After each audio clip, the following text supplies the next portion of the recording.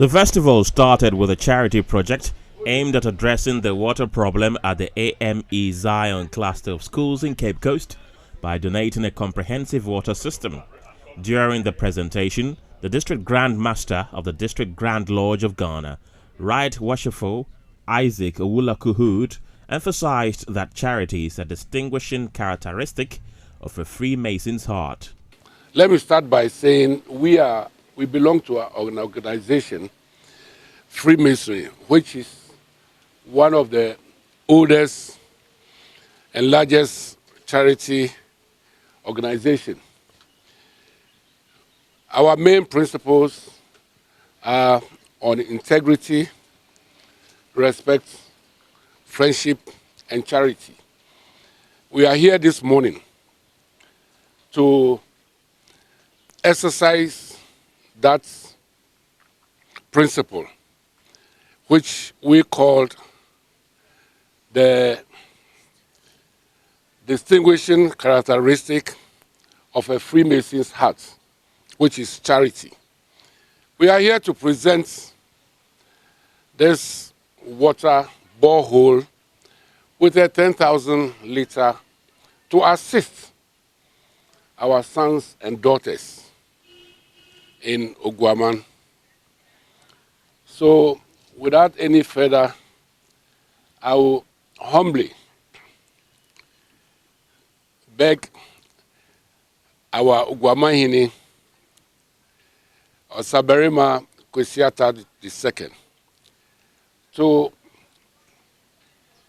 assist you, assist us in cutting the tape to the glory of the great architect of the universe. So much indeed.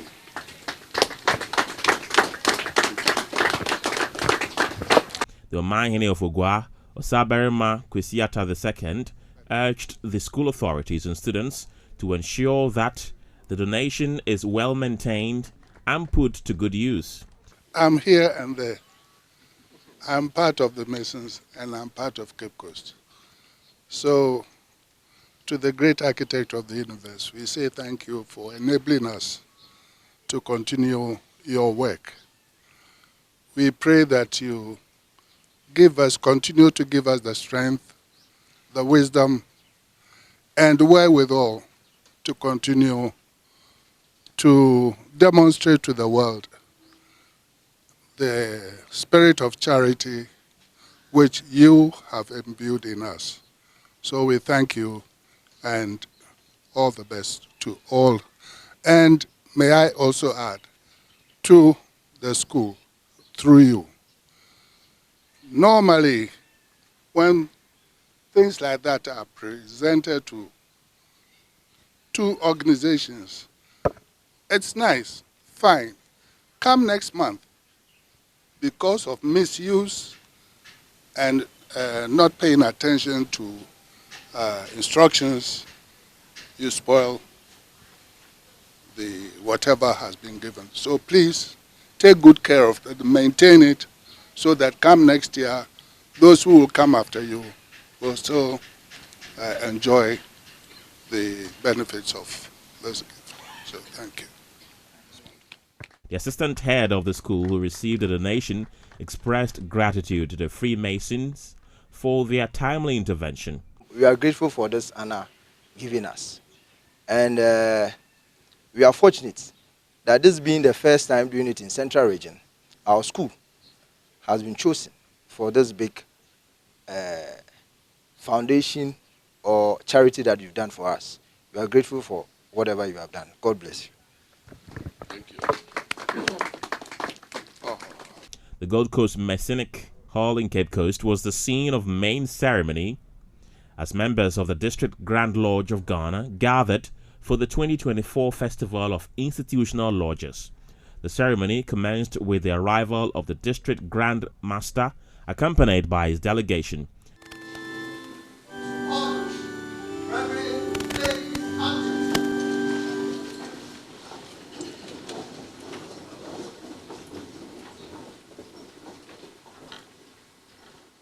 They entered the hall to the solemn strains of Omnipotent Redeemer, setting a reverent tone for the proceedings.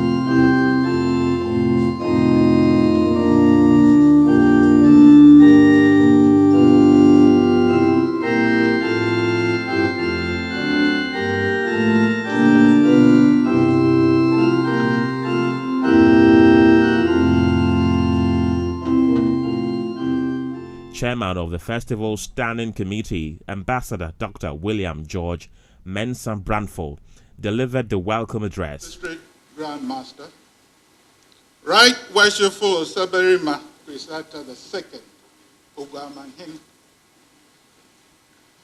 Festival Orator, Lecturer, and Discussants, Brethren, ladies and gentlemen, it gives me great pleasure to extend a sincere and hearty welcome to you on behalf of the Festival Standing Committee and indeed in my own name. It is a joyous occasion, recalling that after a break of 6 years, the festival has managed to come together in its 21st edition in Cape Coast to honor an eminent Mason and contribute thereby to the promotion of a better understanding of Freemasonry in the general public space. I would like to describe those gathered here as members of the family of the Festival of Institutional Lodges, consisting at its core of constituent and local organizing committee of lodges, operating through the Festival Standing Committee under the overall direction of the District Grand Lodge of Ghana English Constitution.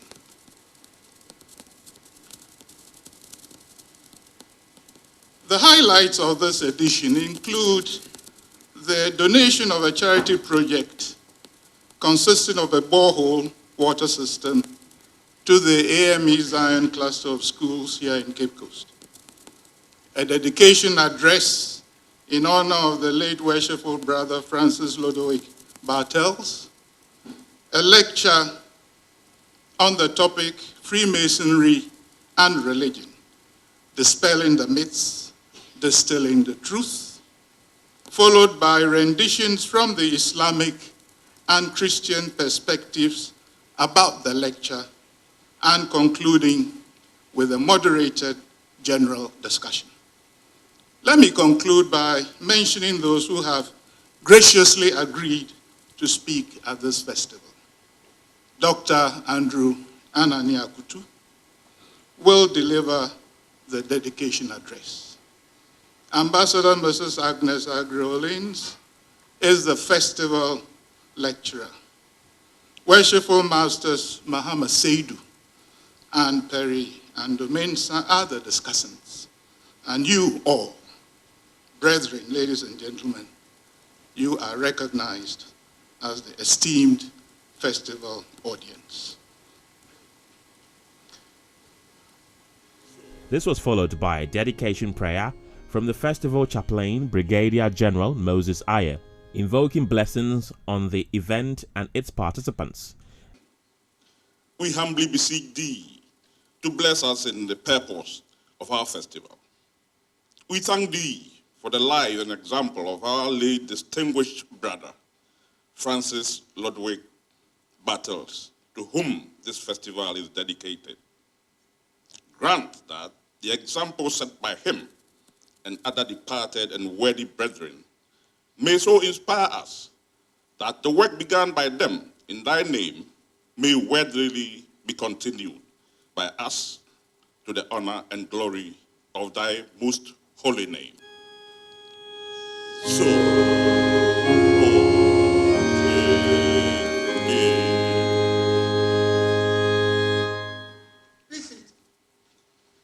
Dr. Bright Che Redu then introduced Dr. Andrew Anane Akutu. I am honored and privileged to introduce our orator to present the address on this year's dedicant, worshipful brother Francis Ludwig Bartels. Our orator is a genuinely exceptional individual whose contributions to medicine, public health, and Freemasonry are not just significant, but are profound and inspiring. He began his academic journey at Infantry School and earned his medical degree from the University of St. Andrew in Scotland in 1964. He holds numerous prestigious fellowships, including those from the Royal College of Obstetricians and Gynecologists and the West African College of Surgeons. As a man of academia and research, he has impacted many medical professionals as a lecturer first at the University of Ghana Medical School and as an associate professor and a senior consultant in obstetrics and gynecology at the University of Dar es Salaam Medical School, Tanzania. His extensive research and numerous publications, including Healthy Women, Healthy Mothers, and Information Guide on Pregnancy and Childbirth, have been invaluable resources in the field of maternal health. Throughout his distinguished and illustrious career, he has served in pivotal roles across many continents, including as a technical advisor for the United Nations Population Fund, UNFPA, as a medical director for Pathfinder International, and as chairman of the Center for African Family Studies, and as the managing director of Lashibi Funeral Homes. In Freemasonry, he has distinguished himself as a past district senior Grand Warden, inspiring us with his outstanding leadership and unrelenting commitment to the Masonic principles. Worship Festival Master, brethren, ladies, and gentlemen, I invite you to join me in welcoming worshipful brother Dr. Andrew Anane Akutu. In his oration, Dr. Akutu celebrated the extraordinary achievements of the first African headmaster of Infantry Pim School, Francis Ludwig Bartels, highlighting his contributions to education in Ghana and Freemasonry. Dr. Akutu concluded by recognizing his multifaceted career as a distinguished Freemason, educator, international civil servant, diplomat, and author. Brethren, distinguished ladies and gentlemen, I greet you well. I would like to thank the Festival Standing Committee and right worshipful the District Grand Master for their kind invitation for me to present the dedicant for this year's festival. I feel deeply honored. Mr. Francis Ludwig Bartels was born on the 13th March 1910 to Mr. Charles Henry Bartels, then a legal secretary, later to be ordained a minister of the Methodist Church, and his wife, Mrs. Agnes Mensah Bartels. On the 20th of March 2010, exactly 1 week after celebrating his 100th anniversary, Right Worshipful Francis Ludwig Bartels was summoned to Grand Lodge above. But what of this man? What manner of man was he? Why should we care? Mr. Festival Director, what we know of this man? A little, perhaps. But we know that the young Bartels first attended the Methodist Primary School in Cape Coast. From 1925 to 1928, he was a student at Advancement School, Cape Coast. Thus began an association that was to define his life and legacy. Bartels was a brilliant student. In 1928, he took the Cambridge Senior Certificate examination and obtained grade 1 with exemption. He won the prizes in mathematics, Latin, geography, hygiene, and religion, and was adjudged the best scholar of the year. In 1929, Mr. Francis Ludovic Bartels attended the Wesleyan Teacher Training College in Kumasi, becoming the first post-secondary student to do a teacher training course. He proceeded to King's College, University of London, with the King Edward VII Scholarship in 1931. In June 1935, he graduated with a Master of Arts degree in English and mathematics. 3 months later, he returned to teach at Mfantsipim and was soon appointed the senior housemaster. Mr. Bartels again won a British scholarship in 1946 to pursue postgraduate studies at the University of London, where he was awarded a master's degree with distinction in 1949 on the basis of his thesis entitled The Provision and Administration of Education in the Gold Coast, 1765 to 1865.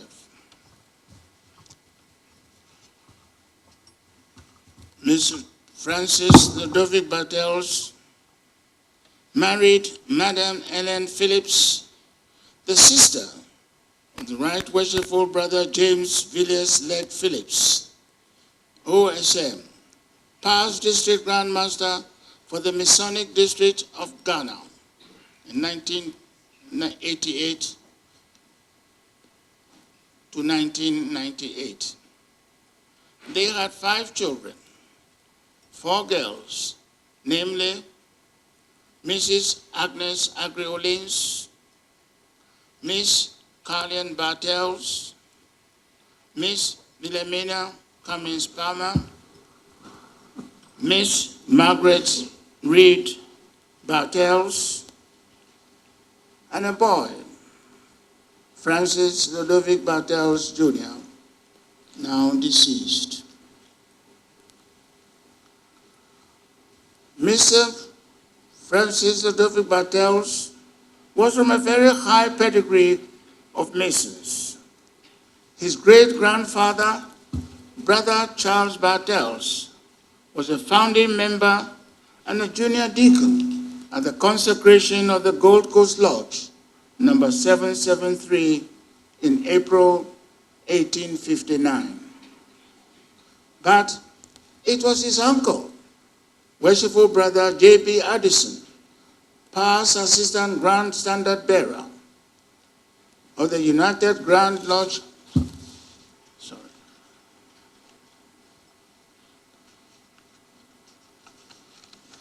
of the United Grand Lodge School, sorry.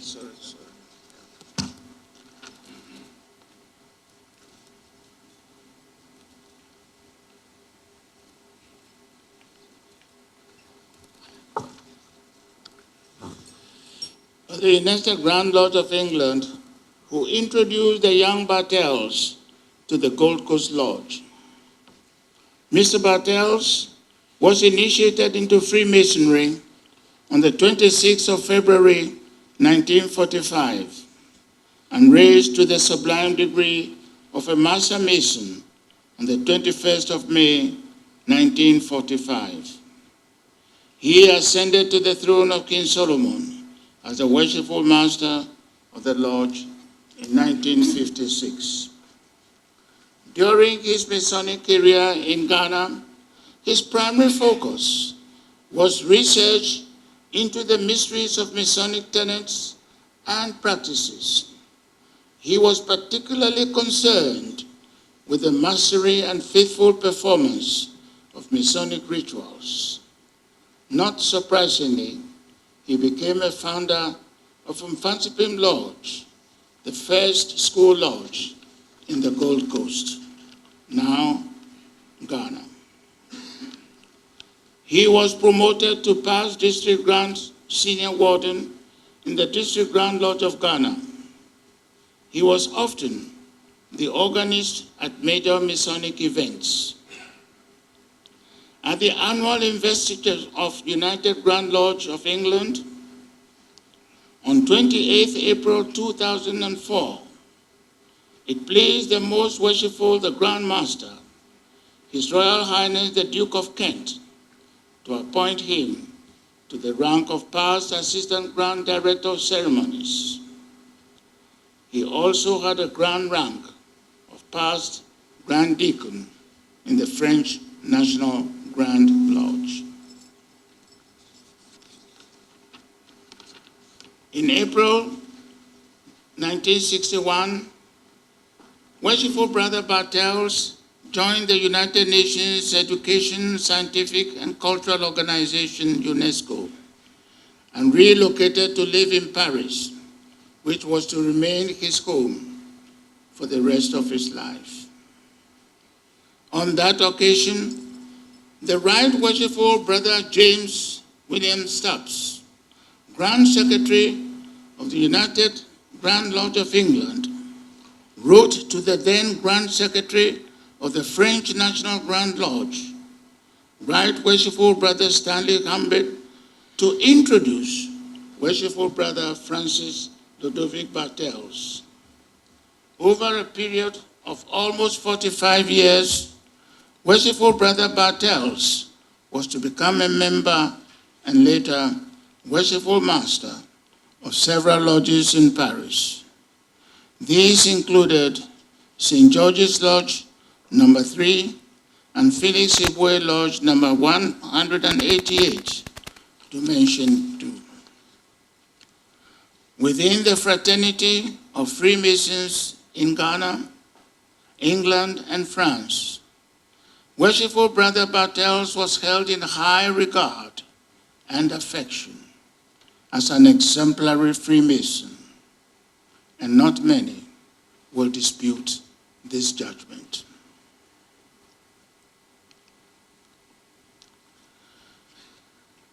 Mr. Francis Ludovic Bartels was a student at Mfantsipim from 1925 to 1928. In September 1935, he was appointed teacher and later promoted senior housemaster. From 1942 to 1945, Bartels was acting headmaster.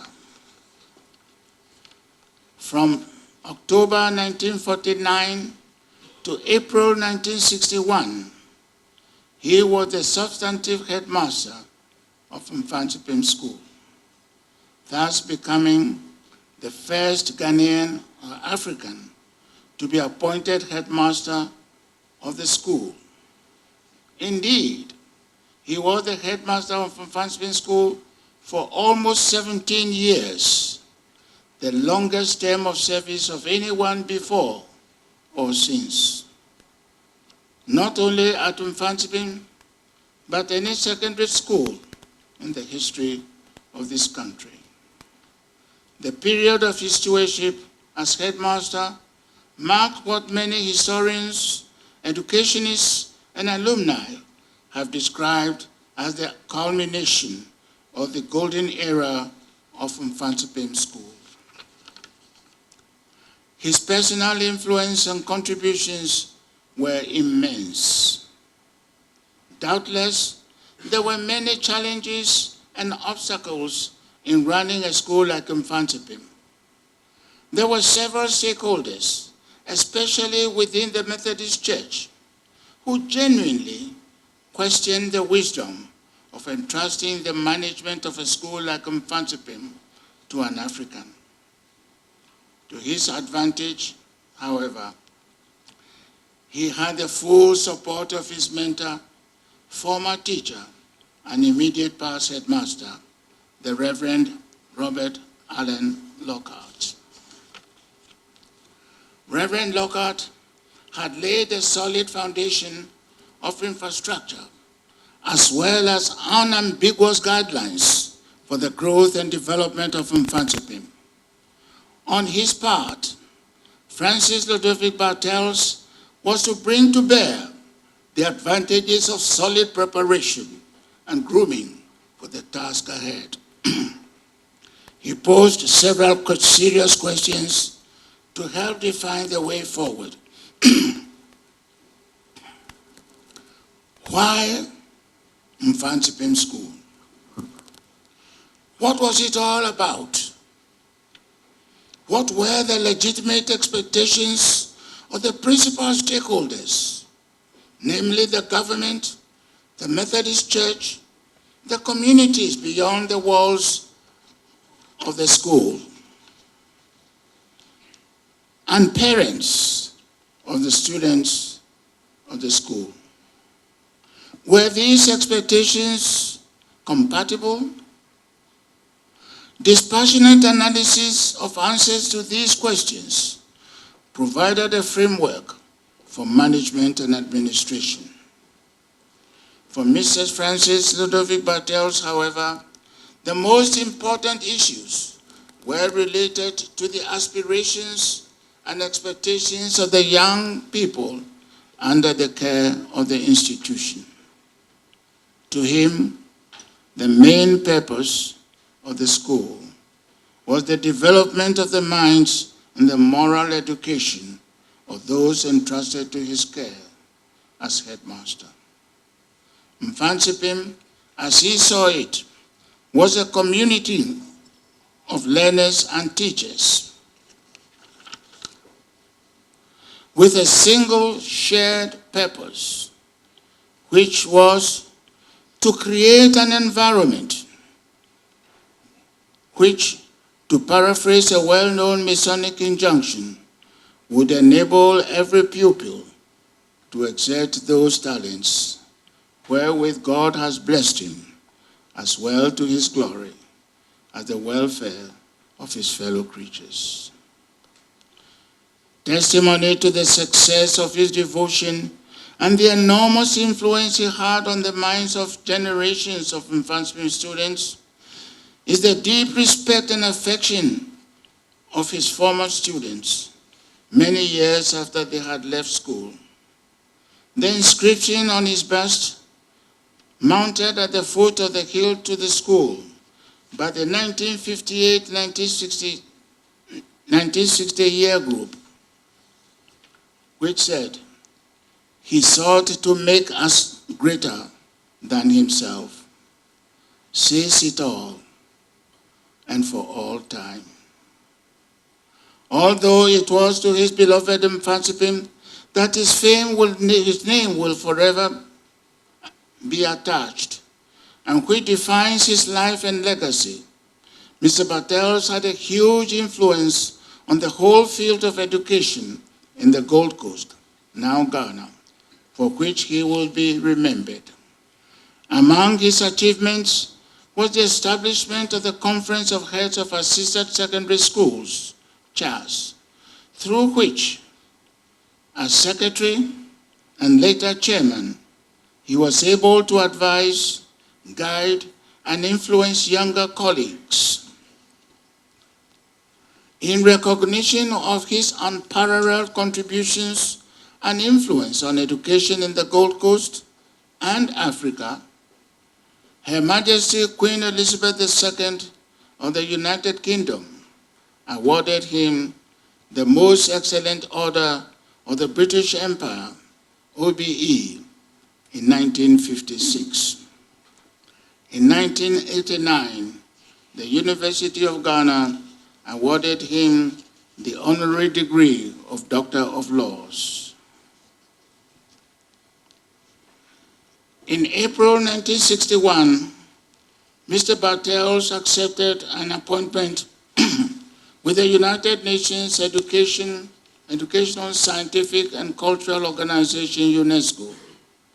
And in 1964, he became chief of the African Division.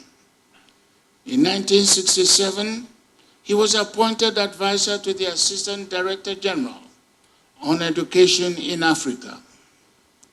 A few years before his retirement, he went on assignment to Kenya as a senior lecturer in education in the Faculty of Education, University College of Kenya. Mr. Bartels served as Ghana's ambassador to Germany from 1970 to 1972. During a busy working life, but especially after retirement, Francis Ludovic Bartels made time to share his thoughts and wide experience in several books.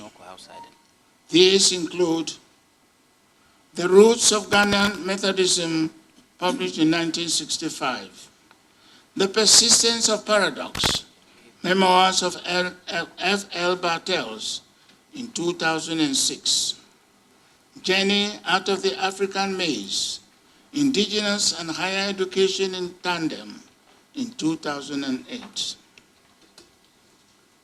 Some personal memories. I have no doubt that I'm only one of many students for whom Bartels was literally and substantively in loco parentis, and whose lives were touched in many ways. In 1955, I was called to his office. The admonition, Akutu, you can do better than that, has become the second still small voice in my head till today. In 1958, after I had left school, but struggling to decide what I wanted to study at university, I visited Headmaster Francis Ludovic Bartels at school. He advised, or rather instructed me, to study medicine. I obeyed.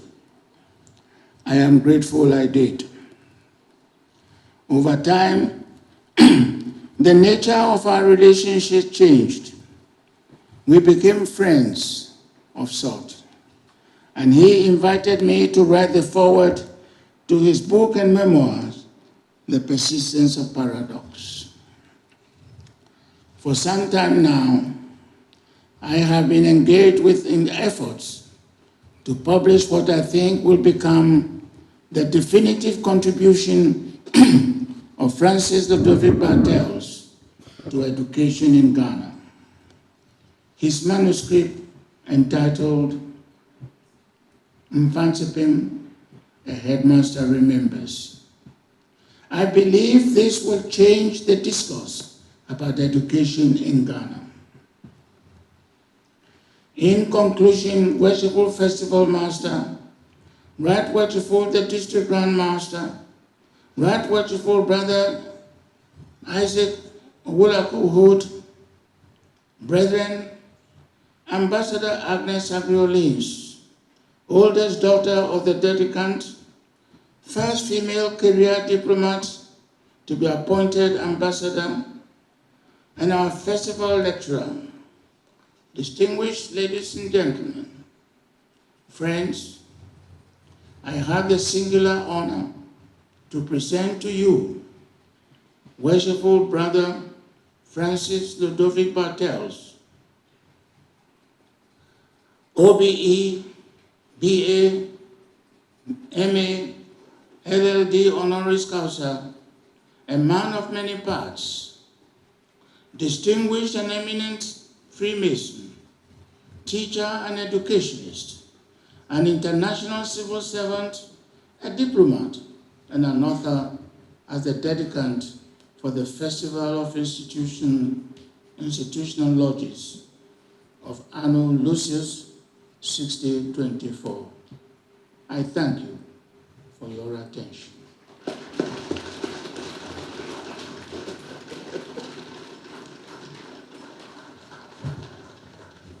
The audience joined in singing "Now Praise We Great and Famous Men" before the festival lecture. The seminal point of the meeting commenced. Dr. Branfol returned to provide a splendid introduction of the lecturer, Ambassador Mrs. Agnes Agri-Olins.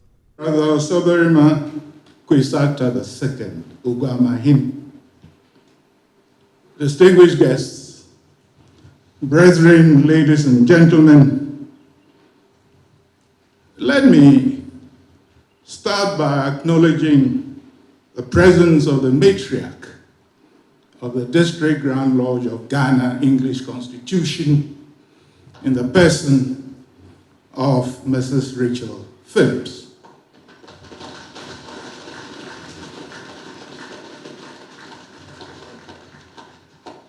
Auntie Rachel, we are happy that you are here with us.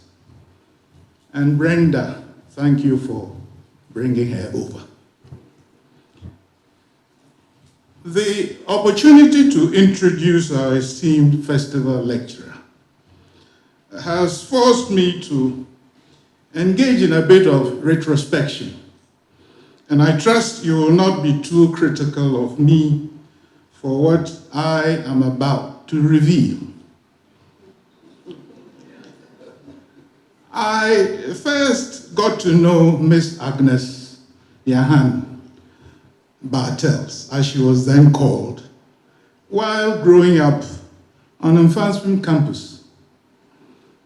Even though I knew exactly where she lived, together with her siblings, two of whom we are privileged to have with us today, Carlian and Margaret Reed, I recall that there was a very effective parental cordon around the Bartels ladies, such that no boy, whether a child of a member of staff or a student from the school, ever ventured to stray anywhere near the Bartels bungalow. It would have been a daring act that could have attracted a serious reprimand. Many years later, specifically in 1964, she joined the Foreign Ministry. When I myself became a member of staff at the same ministry in 1977, the situation of distant accessibility that existed previously changed.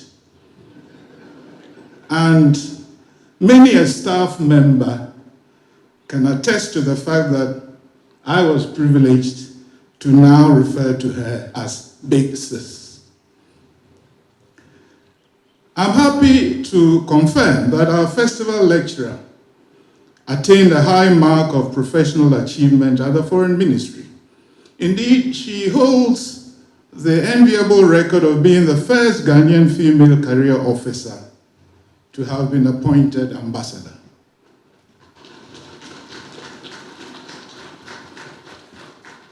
And we may as well add that together with her late husband, James Emmanuel Kwejira Agri-Olins, they are recognized as the first professional ambassadorial couple produced at the Foreign Ministry. One high watermark of her distinguished career coincided with her tenure as Ghana's ambassador to the Swiss Confederation from November 1995 to September 1999. Her stellar performance became a source of inspiration to the younger colleagues. At the national level, she achieved remarkable successes for Ghana, especially when she served at Ghana's multilateral posts in Brussels, Geneva, and New York. In the process, I now have the pleasure of inviting her to disclose the reasons for her selection as the festival lecturer and to share her thoughts on the subject, Freemasonry and Religion, Dispelling the Myths, Distilling the Truth. Madam Speaker, you have the floor. Thank you. Ambassador Aggrey Oleens captivated the audience with a lecture on Freemasonry and religion, dispelling the myths, distilling the truth. My Masonic lineage, so to speak, is perhaps what persuaded the lodges to take the risk of asking me to give the festival lecture on the fascinating but vexed question of Freemasonry and religion, dispelling the myths, distilling the truth. I am deeply honored by your gracious invitation. I trust that your confidence, which far exceeds my own, will be justified. It is indeed a privilege for me. In the introduction of his masterly publication, The History of Freemasonry, Albert Mackey, a 19th century American physician and author, himself a Freemason, quotes DeWitt Clinton as follows: "Of all the institutions which have been established for the purpose of improving the condition of mankind, Freemasonry stands preeminent in usefulness as it does in age. Yet, Worshipful Festival Master, ladies and gentlemen, of all the institutions which aim at bettering the human condition, few are as misunderstood, maligned, or even vilified as Freemasonry, surrounded as it is by myths and legends. My own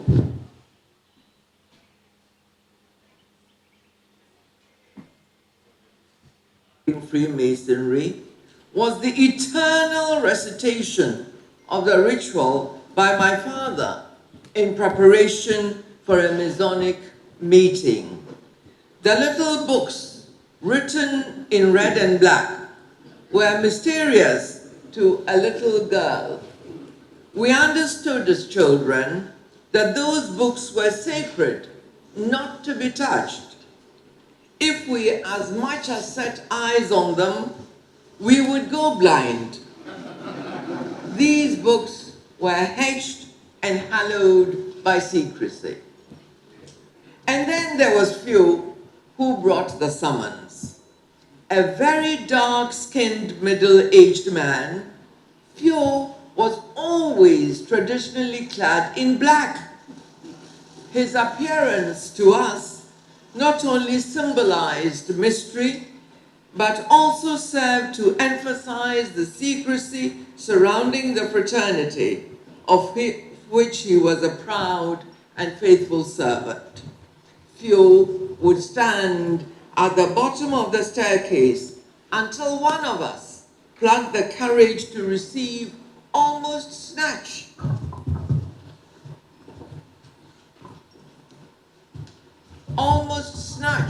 their communication from his hand for father. These were my very first recollections regarding Freemasonry. Looking back, the recitation of the ritual served the additional purpose of exercising Father's mental faculties, and Father was lucid until the end, putting finishing touches to his manuscript, and few certainly deserved the utmost consideration. But, worshipful festival master, ladies and gentlemen, my appreciation of Freemasonry has come a very long way since, and so has the appreciation of others. A very senior public official in the security architecture of the country during the period of military rule is reputed to have indicated that had he known what Freemasonry was, a fraternity grounded in brotherly love, relief, and truth, he would have joined the craft. This was during the period when the then District Grand Master, Right Worshipful Brother J.B.L. Phillips, was doing his utmost to prevent the seizure of the temples, and I believe he largely succeeded. Yet the myths remain. To dispel the myths and distill the truth regarding Freemasonry, we might pose a few simple questions from the layman's point of view about the institution of Freemasonry and how it relates to religion and religious practices, the coincidences and the differences, and efforts to induce and foster an enlightened public perception. What is Freemasonry? Freemasonry, as an institution, is a worldwide establishment. It has a very long history. It has its origins in the guilds of stonemasons and architects who built castles and cathedrals in medieval Europe. The institution itself defines Freemasonry as a peculiar system of morality veiled in allegory and illustrated by symbols. Morality connotes the principles of good behavior and discipline and the maintenance of ethical standards and values across all spheres of life. Little wonder then that one of the objectives of Freemasonry is to make good men better. However, one may wonder what is so peculiar about that system of morality as propagated by the institution. Possibly, it being veiled in allegory and illustrated by symbols provides the answer. The allegorical nature suggests the teachings of moral principles are done in the form of storytelling and the enactment of plays to underline clearly those desirable values that constitute the tenets of Freemasonry. Furthermore, the use of symbols such as Masonic working tools and others for purposes of illustration falls within the scope of standards of teaching and learning using visual aids. Freemasonry, we learn, is an order founded on the principles of brotherly love, relief, and truth. Brotherly love, it would appear, follows the same Christian virtues of love for one another, whilst relief is about mutual assistance, charity, and giving to the less endowed and deprived in society. Truth, however, may be the contentious subject, that being one of the bases of religious disagreements, as the perception of truth may vary from institution to institution, and indeed often does. The attention of the newly initiated Mason is drawn to the sacred writings relating to the religious faith of the initiate, and he is charged to consider those as the unerring standard of truth and justice. Based on his religious convictions, interactions with colleagues of other faiths could become an issue in the matter of what constitutes truth, thus undermining the maintenance of harmony. Of course, every religious body believes itself to be the true path to this and the life hereafter. This explains why the order forbids discussions of religion and politics in its assemblies. Is Freemasonry a religion? The institution contends that it is not a religion, though its members are supposed to believe in a supreme being, God, in a generic sense. On the website of the United Grand Lodge of England, the home of Freemasonry, it is clearly stated, and I quote, "We are a unique members organization that has thrived for over 300 years. Having no political or religious affiliations, we comprise members of all ages, races, religions, cultures, and backgrounds. One of the oldest secular, social, and charitable organizations in the world," unquote. In a recent response to the Catholic Church's reaffirmation of its ban on Roman Catholics becoming Freemasons, the United Grand Lodge of England reiterated its position on Freemasonry and religion, as approved in the Grand Lodge's statement of September 1992 and published in the news media. Part of that statement reads, and I quote, "It cannot be too strongly asserted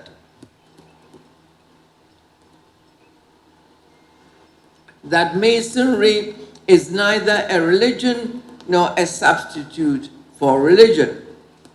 Masonry seeks to inculcate in its members a standard of conduct and behavior which it believes to be acceptable to all creeds, but studiously refrains from intervening in the field of dogma or theology.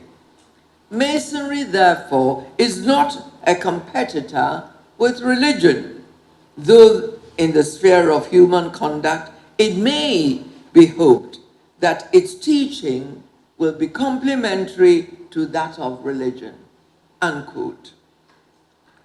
As so concisely expressed to the outside world, Freemasonry is not a religion, nor is it the antithesis of religion.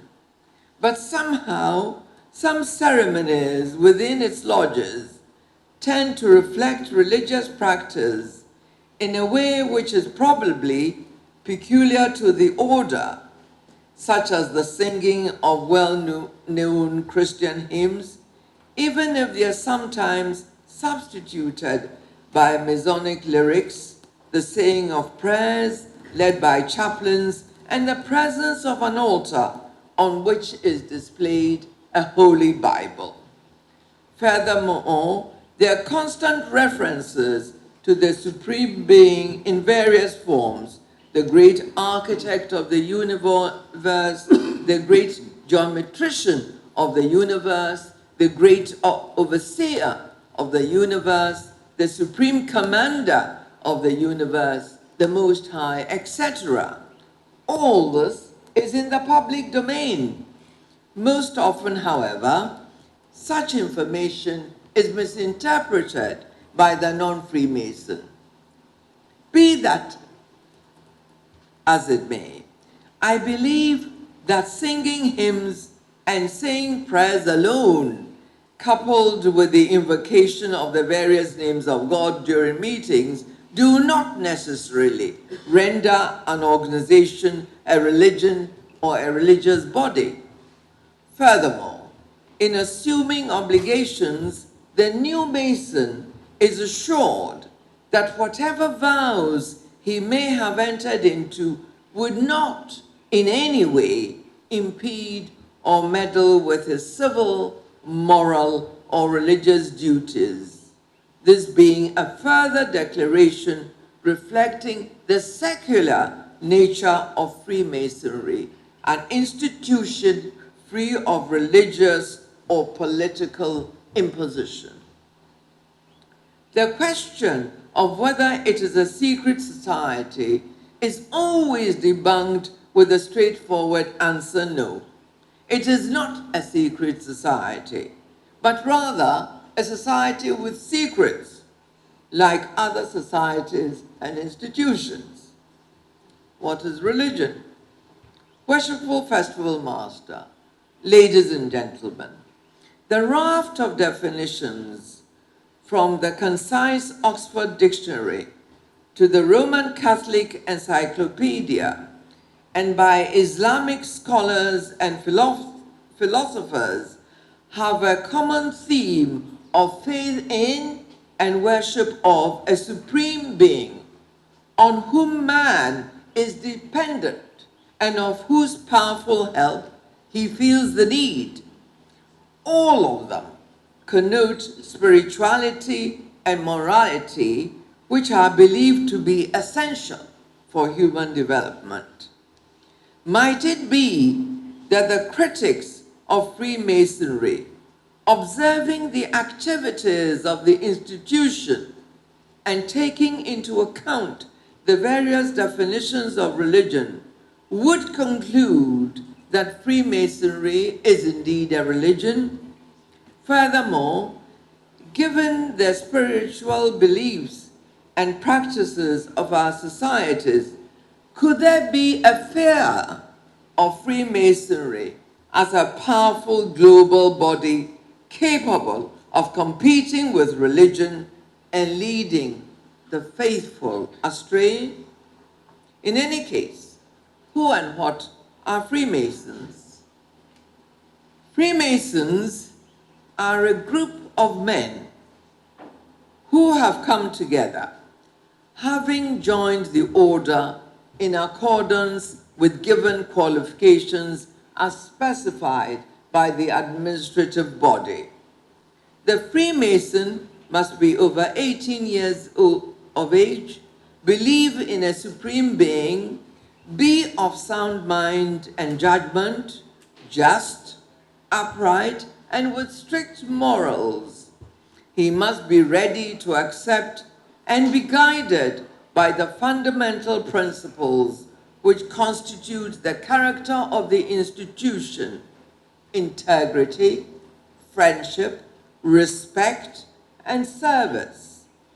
He must dutifully commit himself to following them. The belief in a supreme being is rooted in the fact that the background of Freemasons cuts across several religions: Christianity, Islam, Hinduism, the Baha'i faith, etc. In addition, Freemasons can boast of membership which embraces eminent personalities such as kings, presidents, judges, ministers of state, diplomats, and indeed notable experts and personalities from every profession.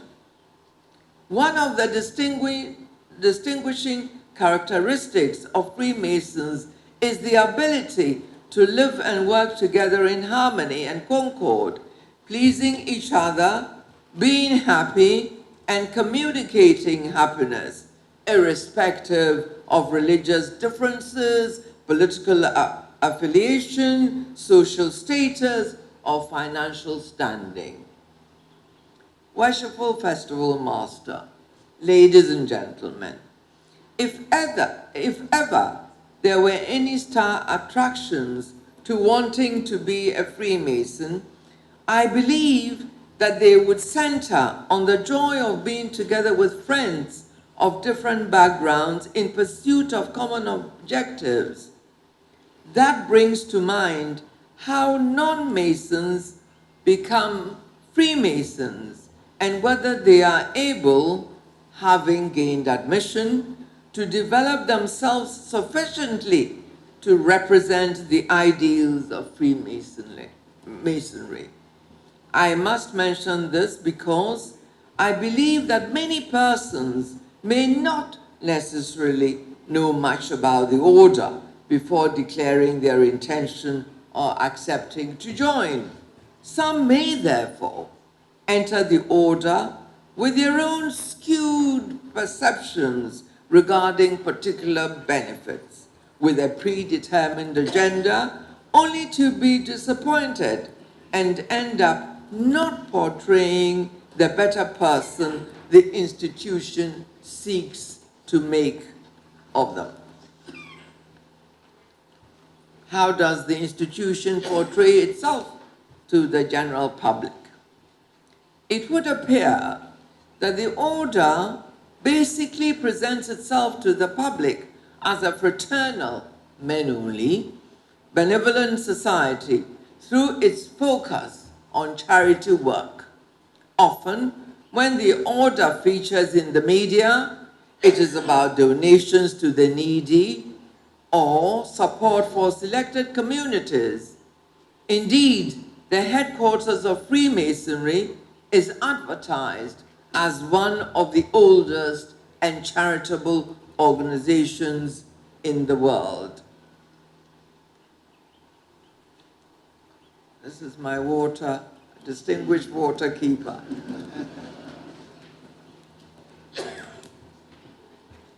Thank you, sir. The programs on charity presentations with the Masonic Charitable Foundation, funded by Freemasons, puts out for public consumption are quite elaborate. They include information on the foundation's activities, which embrace a range of grants for charitable projects. At the local level, we are all witness to the various donations extended to schools, hospitals, and communities by the District Grand Lodge of Ghana English Constitution over the years, including support during the COVID-19 period and the Akosombo Dam spillage disaster.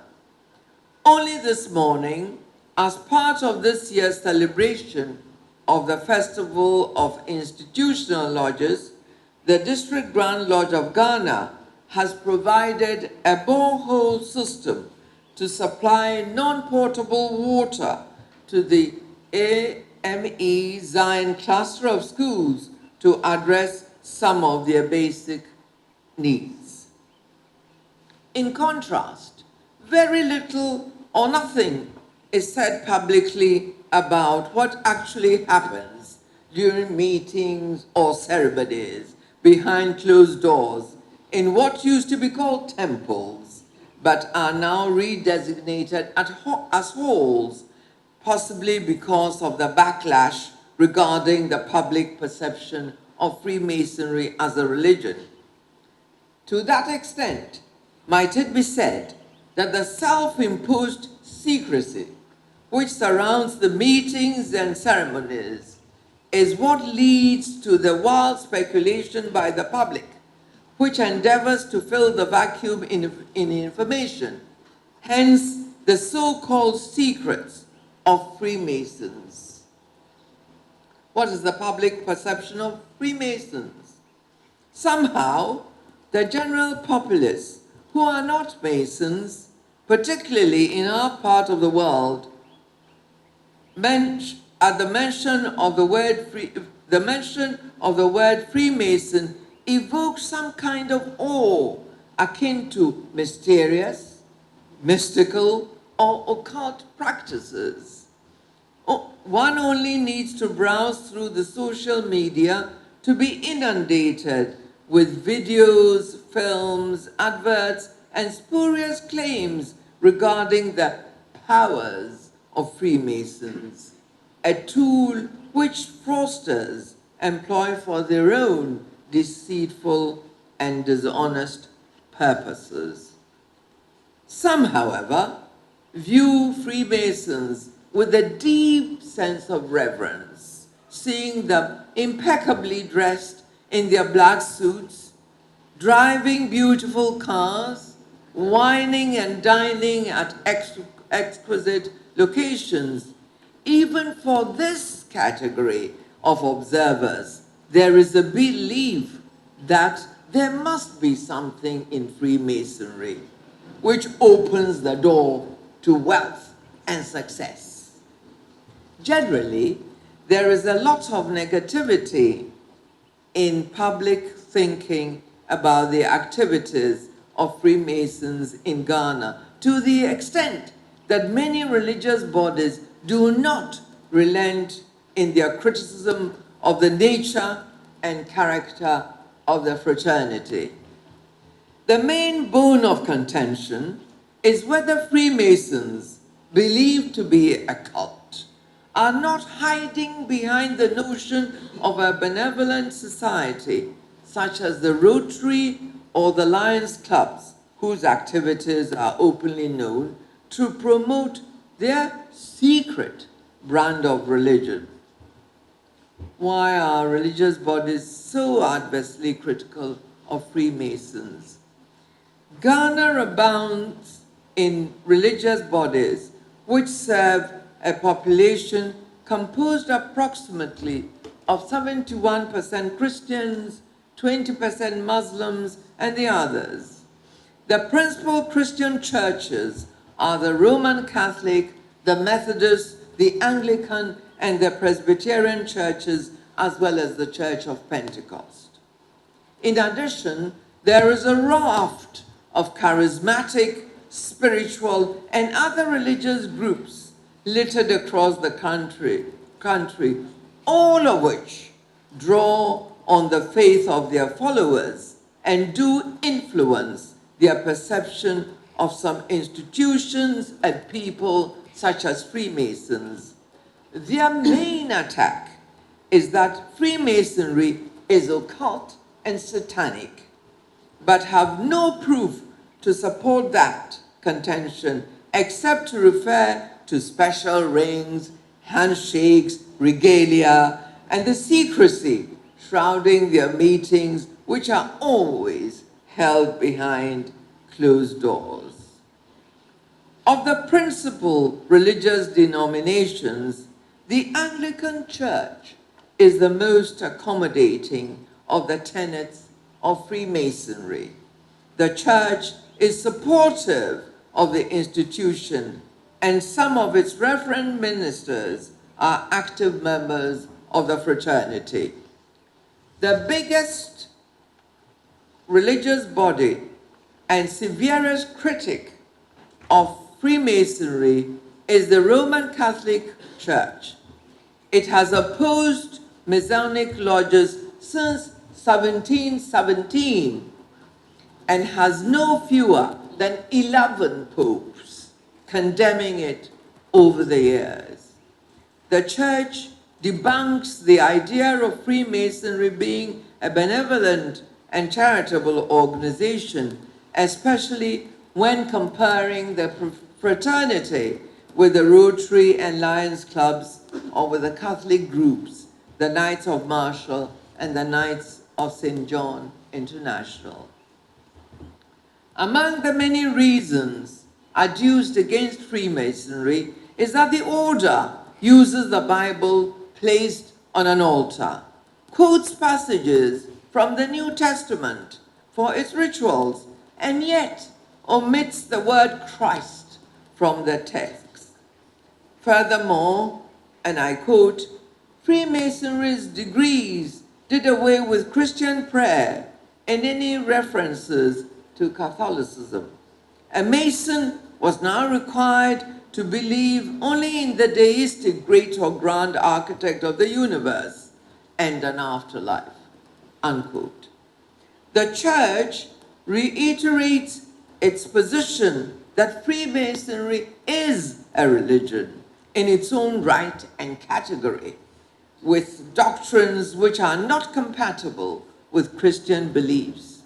It maintains its landmark declaration of 1983, which states, I quote, "Therefore, the Church's judgment in regard to Masonic association remains unchanged, since their principles have always been considered irreconcilable with the doctrine of the Church, and therefore membership in them remains forbidden.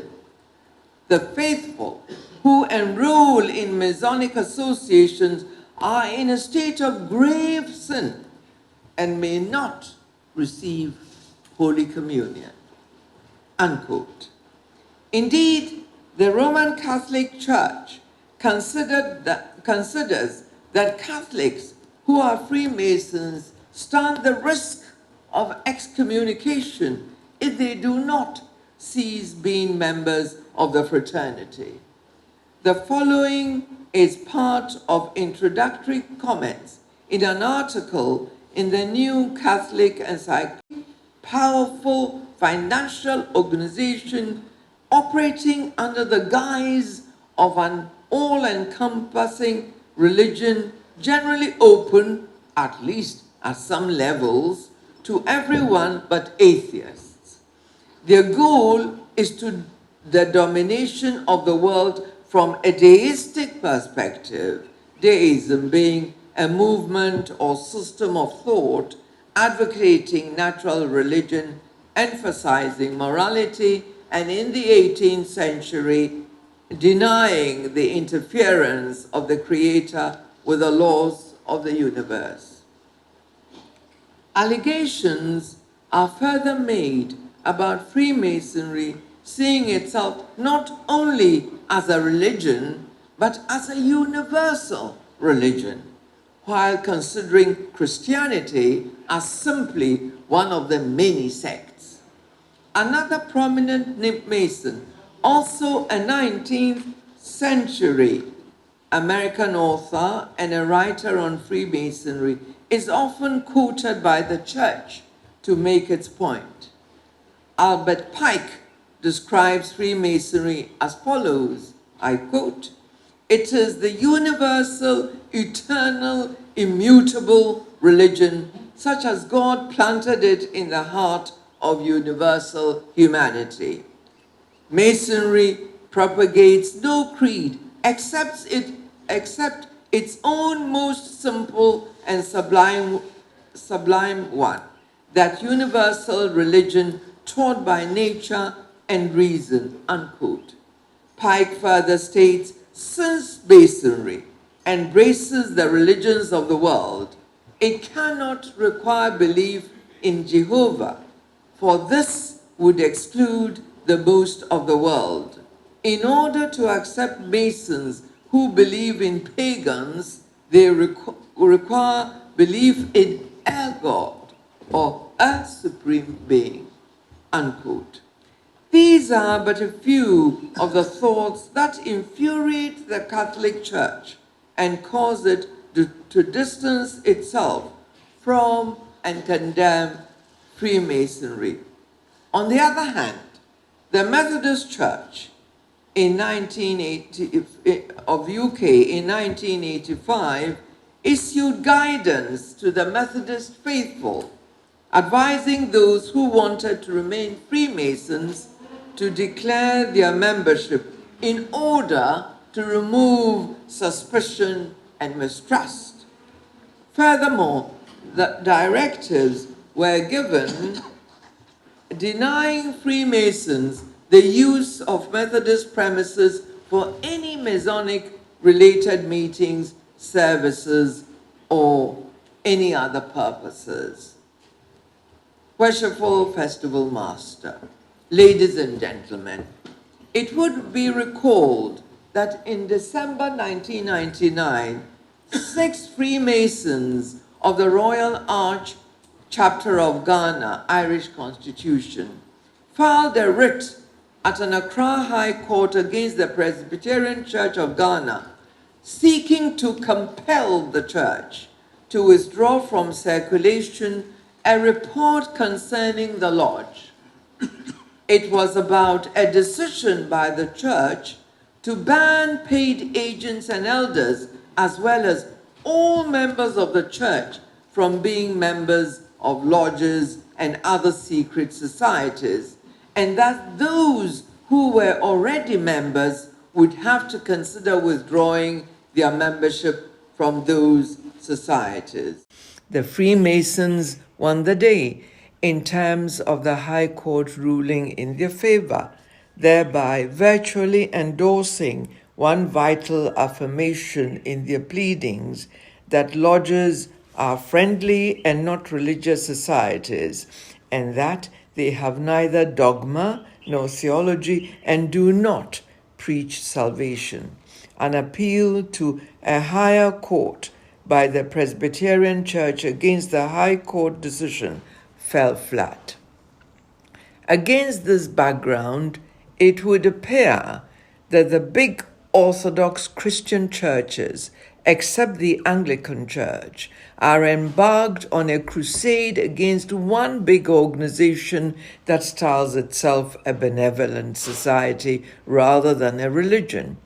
Following the trail are the smaller churches, all pointing accusing fingers at Freemasons' lodges for non-Christian satanic rituals. What remains to be seen is how Masons would clearly and unambiguously defend themselves against these accusations and prove all accusers wrong, or are the obligations and the oath of secrecy taken by Freemasons a stumbling block? Is there any semblance of occult practices in the rituals of Freemasonry? Well, this question is best left to the Freemasons themselves to answer, but from my association and interactions with them and the literature I have read, I would say that there are rituals, but they are not occult. But what is a ritual? Does the word ritual refer to blood sacrifices or demonic practices? Absolutely not. There is a lot of misconception regarding the word ritual. Freemasons talk about rituals in their ceremonies to describe the format and process through which they go, as stipulated in that little book titled Emulation Ritual. This accords with the definition of the word ritual by the concise Oxford Dictionary as, and I quote, a series of actions habitually and invariably followed by someone, unquote. But the other definition of ritual by the same dictionary as, and I quote, a religious or solemn ceremony involving a series of actions performed according to a prescribed order, unquote, is most probably the source of the misconceptions, confusions, and mistrust which characterize the public perception. Worshipful Festival Master, ladies and gentlemen, as earlier stated, the peculiar system of morality of Freemasons is veiled in allegory, a kind of play acting to bring out the deeper meaning of whatever teaching is being expounded. The solemn ceremonies, so well set up and performed across the various orders in Freemasonry, the way I understand them, constitute the ritual contained in those little books. What about occult? Again, the word occult refers to mystical, supernatural, or magical powers or phenomena. Do Freemasons actually engage in occultism? Absolutely not. To the best of my knowledge, and based on the meaning of occultism. Nothing, however, prevents members of the fraternity, who are generally persons of substance in their fields of endeavor and deep thinkers, from enhancing their knowledge in their individual capacity through the study of esoteric philosophical teaching, all in the pursuit of self-improvement. I would certainly not find that strange. Indeed, I would welcome that. Remember, one of the ideals of Freemasonry is to make good men better, and this should have nothing and has nothing to do with magical powers. It has to do with human development, in this case, the intellect. Do Freemasons have their own Bible and a heaven reserved for them? The Holy Book of Sacred Writings, called the Bible, we're all aware, has many versions: King James Version, New International Version, Catholic Pastoral Edition, Revised English Bible, etc. However, the books and related texts contained in these scriptures are about the same subject. The differences lie in the language and presentation as a result of the chain of translations over the years. Within this context, we might ask whether there is a Masonic Bible. If there is, how different is it from the several other versions of the Holy Book? Freemasons refer to the sacred writings for Christians as the Bible. The sacred writings of members of other religious faiths, together with the sacred writings for Christians, that is the Bible, collectively constitute the volume of the sacred law. The Christian volume of the sacred law has the Old and New Testaments containing the books as available in the various versions. What may differ are the cover design, often bearing the Masonic symbols of the square and compasses, as well as the inner foreword and introductory write-ups about the institution. Therefore, there is no special Bible appertaining to Masonic beliefs or religion that is peculiarly different from other Bibles available on the shelves. If there are no special or peculiar Masonic sacred writings, might there be a heaven reserved for Freemasons? This, it would appear, is part of the misconception about Freemasonry as a religion, born out of the peculiar names it adopts for various concepts in its practices. In Masonic terms, much to the chagrin of opponents, heaven is referred to as the Grand Lodge above. What this implies is that either there is a separate heaven for Masons after their earthly life, or there is a place, a lodge, reserved for them in the same heaven referred to by Christians and other faiths. Certainly, this constitutes one of the attacks on Freemasons viewed against their claims of not being a religion. The myths and the truths. Within our own localities, one of the myths that is easily debunked as banalities and fairy tale fantasies is occultism in Freemasonry, which is depicted as blood sacrifices, waking up the dead, conjuring up spirits for easy access to wealth, etc. The accusation of religious mysticism, with particular reference to devil worship and satanic practices, is simply not true. It is a configuration born out of ignorance.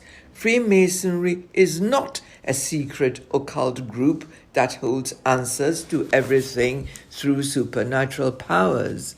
It is the pursuit of the improvement and enhancement of the moral fiber of a person through a system of values and a code of conduct based on the three great principles of brotherly love, relief, and truth. And how about the rather scary oaths and obligations with chilling penalties for the Freemason who divulges any Masonic secret or decides to leave the order? Once again, the truth is that these references are allegorical and not meant to be carried out as physical punishment. There is no physical punishment in Freemasonry.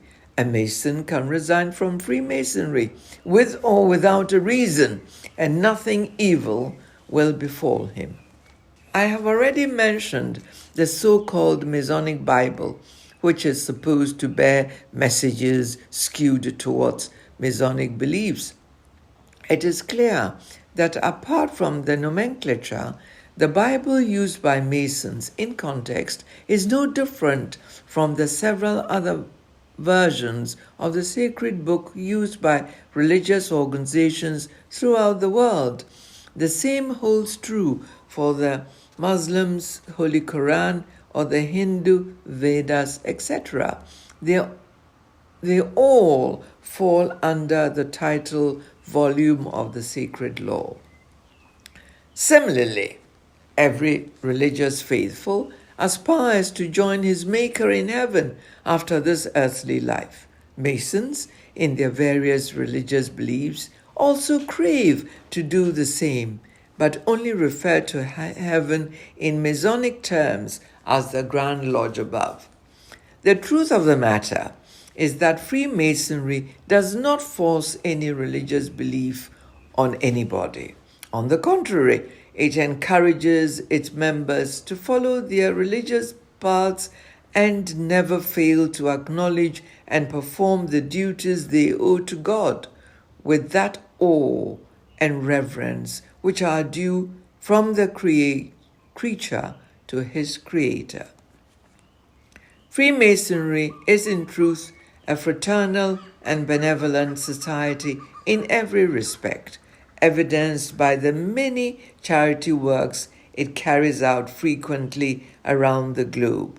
Additionally, Freemasonry provides the platform and opportunity for people from all professions and all walks of life to meet as brothers, socialize, and network without recourse to any religious creed or acts of mysticism. And how about the secret and special handshakes? Yes, there are, but these date back to the era of stonemasons who had to prove their worth as qualified builders from one level to the next. Freemasons have adopted this practice by way of passwords leading from one degree in their ceremonies to the other, but there is nothing mysterious about them. Another point to note is that there is a diversity of organizations classified as secret societies whose outlook resembles that of Freemasons, especially through their attire. They are not Freemasons, but are erroneously considered as such by the public, especially when they carry out certain rituals during burials and funerals which appear religious in scope. Freemasons are not to be mistaken for them. The way forward. After the narrative of my presentation, it is time to ask whether the order is doing enough to dispel all these negative allegations and perceptions about its perceived religious character.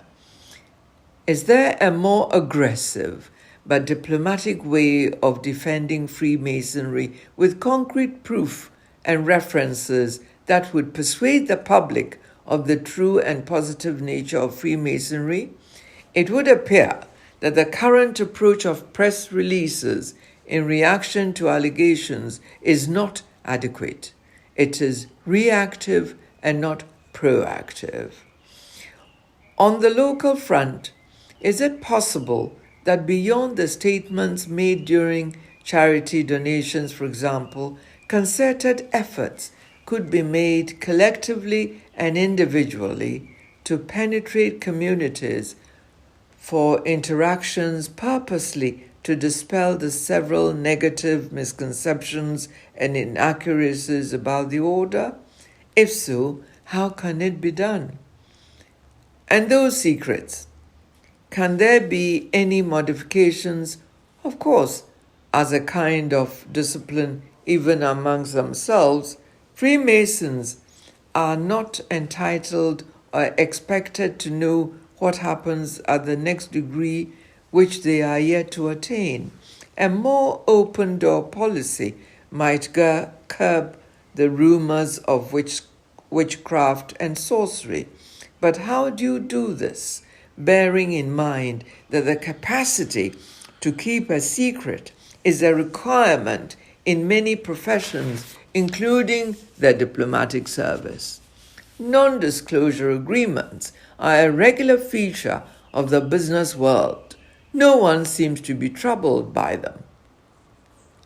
Worshipful Festival Master, Right Worshipful District Grand Master, members of the Honorable Fraternity of Freemasons, distinguished ladies and gentlemen, my presentation reflects my perception of Freemasonry garnered through years of close association with outstanding Freemasons. But it would be remiss of me if I did not acknowledge the invaluable and indispensable support which I have received from very senior Masonic friends in crafting my presentation. I am most grateful to them. If there are any flaws, I take full responsibility for them, and I ask you in the spirit of brotherly love to forgive me.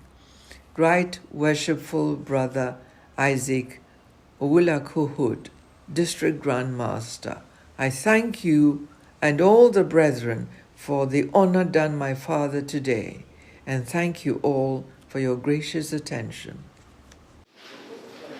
The ceremony continued with insightful discussions from Mahama Saidu, who provided an Islamic perspective, and Emmanuel Perry Andomensa, who shared a Christian perspective. We have heard such a beautiful delivery. I now have the singular honor to invite Watchful Brother Mahama Saidu, Alhaji Mahama Saidu, past Assistant District Grand Master, to give us an Islamic perspective of the theme today, that is distilling the myths around Masonry. In the name of Allah, the most gracious and most merciful. May his peace and blessing be upon the Prophet Muhammad sallallahu alaihi wasallam and his followers, and all those who follow the path of Allah until the day of judgment. Worshipful Festival Master, Right Worshipful District Grand Master, Chairman and members of the organizing committee, our very distinguished speaker, Mrs. Agnes Agriolins, brethren, ladies and gentlemen. I'm pleased to be the Islamic discussant following the festival lecture delivered by our sister. I was tempted to call our daughter because the father is also a Muslim, but our sister is more appropriate. On the subject, Freemasonry and religion, dispelling the myths, distilling the truth. And I hope that my little contribution will leave with you three things. First, the 5 pillars of Islam.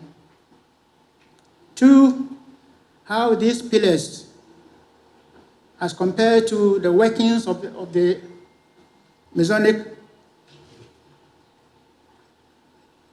charity and method, have led to the misconceptions and misinterpretations that we have. And 3, that Masonry actually is supportive of my religion, Islam. Our distinguished speaker, Westfall Festival Master, has done justice to this complex and intriguing subject in a very unique way by posing questions and then and providing the distinct answers to each one of them. All the answers which are valid universally, and all that I have to do is provide some additional tilt from the Islamic perspective where necessary. So the first question she posed, what is Freemasonry? Is it a religion or just a secret society? The Islamic ruling on Freemasonry is not clear-cut. Some scholars argue that Freemasonry is not inherently haram, meaning forbidden, because its principles are based on brotherhood, charity, and truth, which are very important values in Islam. On the other hand, other scholars argue that Freemasonry is haram, meaning forbidden, for Masons to join because its rituals and ceremonies are incompatible with the 5 pillars of Islam. And what are these 5 pillars of Islam? First, the 2 testimonials.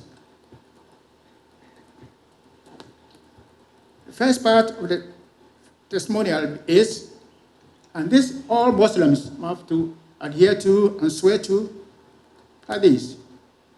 1, I bear witness that there is no deity but Allah. And I also bear witness that Muhammad is a servant and a messenger. The second pillar, establishing faith or prayer. In Islam, we have 5 compulsory prayers a day: the morning, early afternoon, late afternoon, sunset, and then before sleep, so to speak. Then there are other voluntary prayers. But the Friday usually afternoon prayer is the Jummah, which is held between 12 and 1. The third pillar in Islam is paying zakat, which in Muslim terms we call alms. The fourth pillar is Ramadan.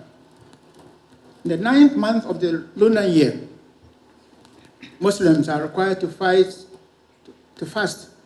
for 29 or 30 days, as the case may be. The 5th and last pillar is the annual Hajj, for those who can afford and are able to attend. So, the first question, what is Freemasonry a religion? A comparison of the 5 pillars of Islam and the conduct of the practices of Freemasonry provide the evidence to the detractors that Freemasonry is indeed a religion. Masjids, or better known to you as mosques, in the Western world are built facing the Kaaba, which is in the east, just as our halls or temples of Freemasons are. And so are prayers by Muslims and ceremonies by Freemasons held facing the east. Prayers in Islam have 2 parts. The first part is always the same, with a ritual to stand, kneel, prostrate, and sit. The ritual is called Salat and must be said in Arabic, i.e. verses of the Quran, and must be from memory, facing the Kaaba. In the craft, prayers and ceremonies are also held facing the east. Using the ritual, which is in a foreign language, in English, and also from memory. The second part of prayers in Islam is called dua, or supplication, which can be said in one's own mother tongue. After every dua, all present say Amen, which in Masonry we say, mote it be. After every prayer and dua, there follows a handshake, pulled asunder, as in some Masonic rituals, as a sign, as a pledge to remain brother until death do we part and meet again in the hereafter. The collection of zakat, so to speak, alms, must sound familiar to every Mason. The Islamic pillar of pilgrimage, annual pilgrimage, may be compared with our annual communication of Grand Lodge. So these practices, which are common to both Freemasonry and Islam, do raise misconceptions and provide the reasons for Muslims to believe that Freemasonry is actually a religion. This distrust is further increased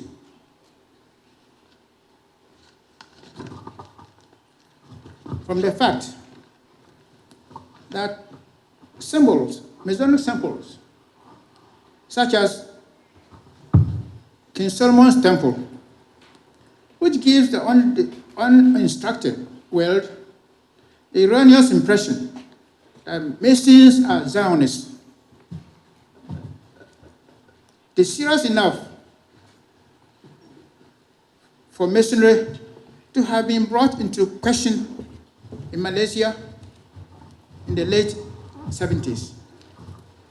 And yet, the Old Testament is not excluded from the beliefs of Islam and are extensively quoted in the Quran.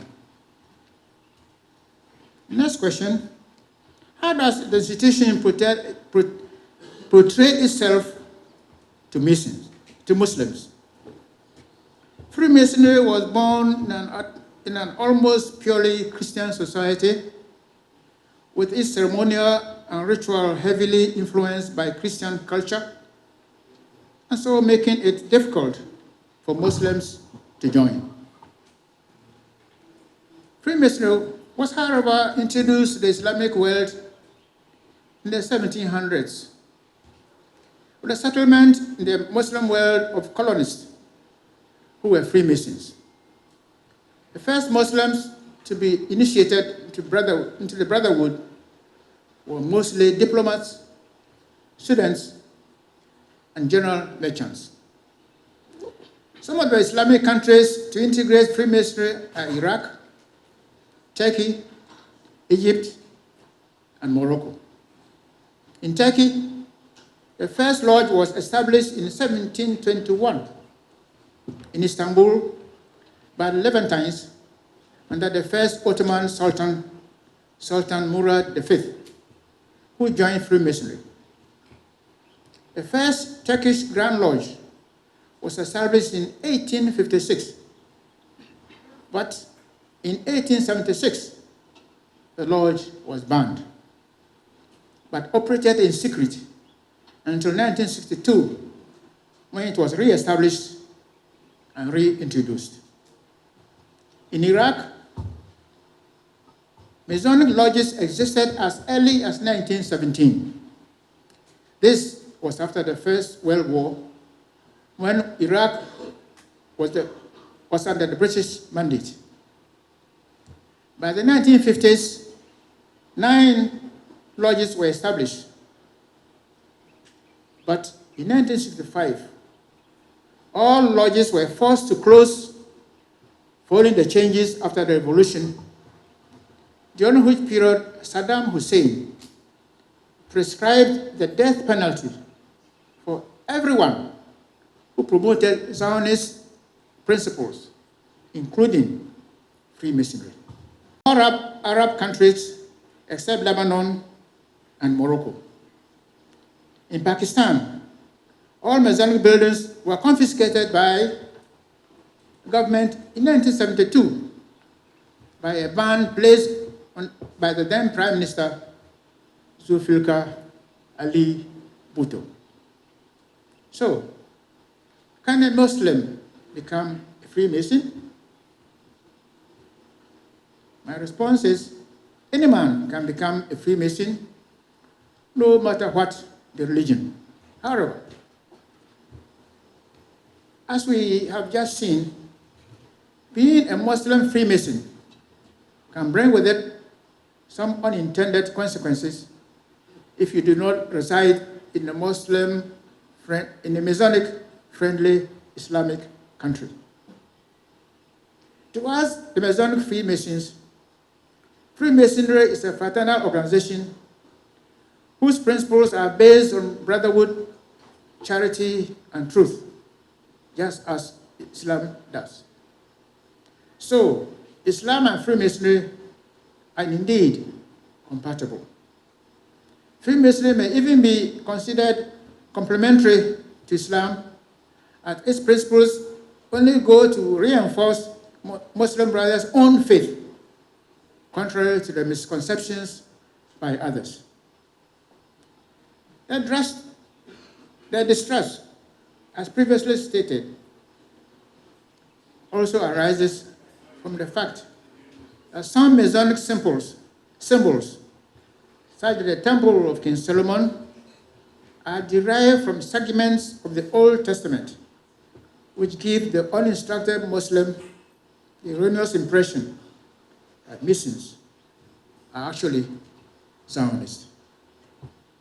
Yet, the Old Testament is not excluded from the beliefs of Islam.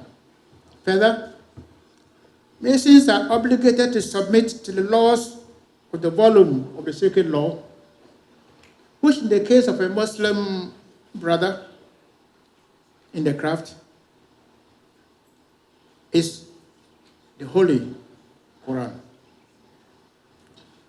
Also, one essential requirement of a Mason is belief in the Supreme Being, God, Allah, Lord, Almighty, etc.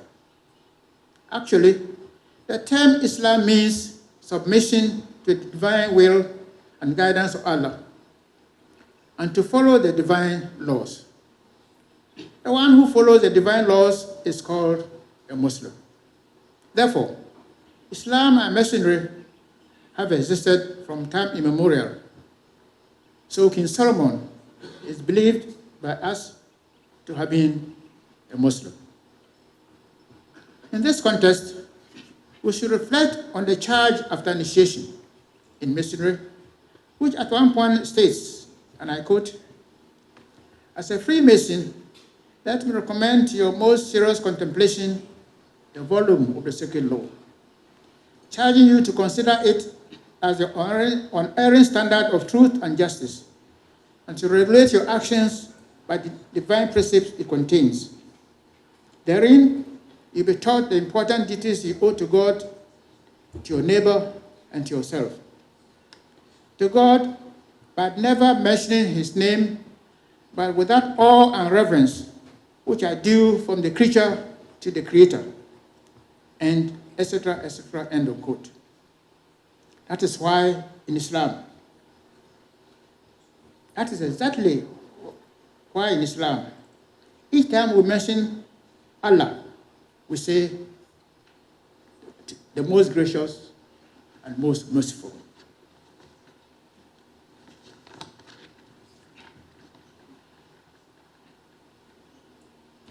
Evidently then, Masonry seeks only to reaffirm whatever faith a brother holds, be it Islam, Christianity, Buddhism, or whatever. Worshipful Visible Master, brethren, ladies and gentlemen, our lecturer makes the point, and I quote, "Much to the chagrin of opponents, heaven is referred to as the grand lodge above." What this implies is that either there is a separate heaven for Masons where they go when they pass away from earthly life, or that there is a place, bracket, lodge, reserved for them in the same heaven. And this constitutes the attacks on Freemasonry viewed against their claims of not being a religion. I submit that this observation is rather unfortunate because it emanates from our announcements that the brother who has passed away has joined the grand lodge above. A claim which ignores the significance of the pencil in the third-degree working tools, which says that there shall be a judgment day, just like the Muslims do. Therefore, the Islamic ruling on Freemasonry is not clear-cut. Some scholars consider it a malicious secret organization that aims to put an end to all religion and good morals, and does not emphasize the importance of faith in Allah. It wishes to replace them with man-made laws, such as thus being a threat to Islam. On the other hand, other scholars believe that Freemasonry is not necessarily anti-Islamic or harmful to Muslims, because the organization's principles and Islam's both emphasize the importance of brotherhood, charity, and truth. Finally then, brethren, ladies and gentlemen, worshipful Principal Master and brethren, as our lecturer has emphasized, the challenge is to find a way forward to dispel all the myths and distill the truth which surrounds our organization. I thank you. I deem it a great honor to be called upon as the second discussant to give my views from the perspective of a Christian Freemason. I was born a Catholic, baptized in a Catholic church, went to a Catholic primary school, and continued at some point in a Presbyterian school. I am still a Catholic and a Freemason, married to a charismatic.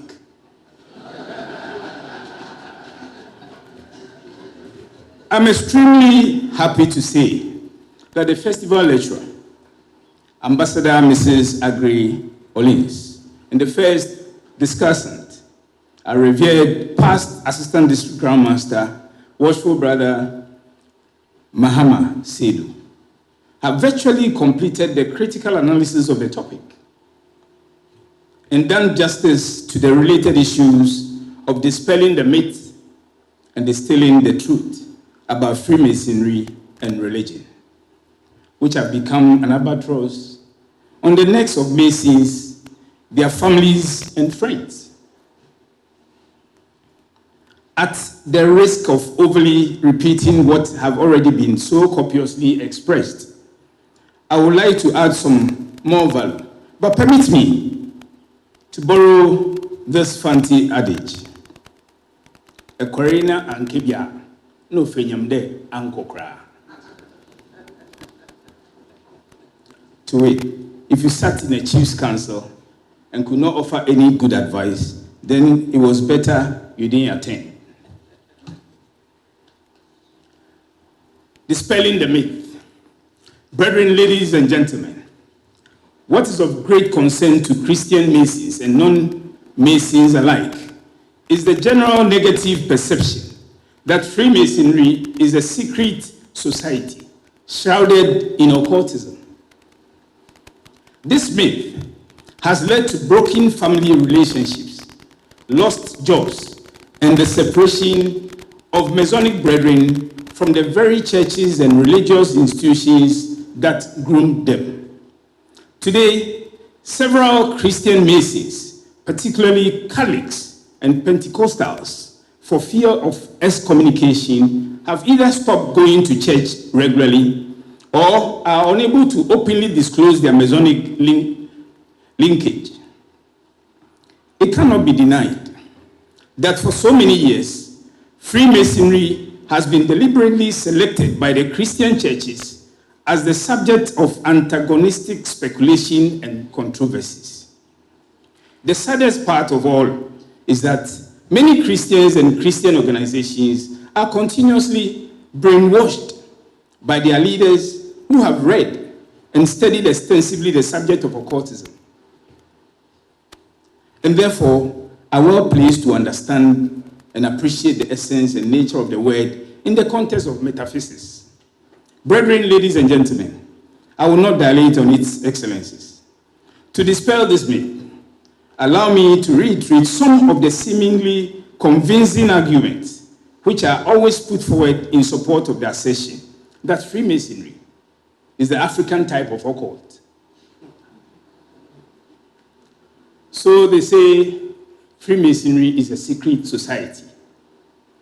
Freemasonry has been falsely described as a secret society with a complex system of rituals and symbols, and that once a member is sworn into it, he can neither cease membership nor divulge any secret, else he will go mad or be killed spiritually. That obviously is false. Any member can leave the order at his own free will and accord without let or hindrance.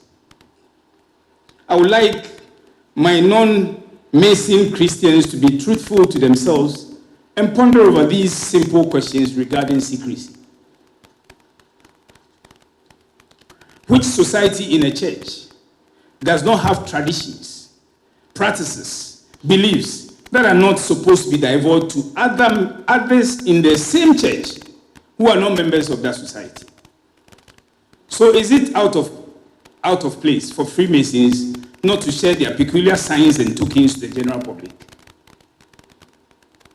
Which society in the church holds their meetings amid non-members?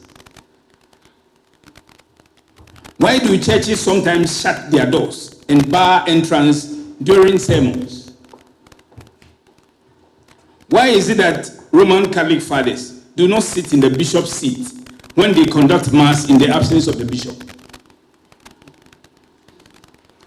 If there are adequate answers to these questions, then Freemasonry is not the only organization holding secrets. And the mere fact that it has secrets does not make it an occult group.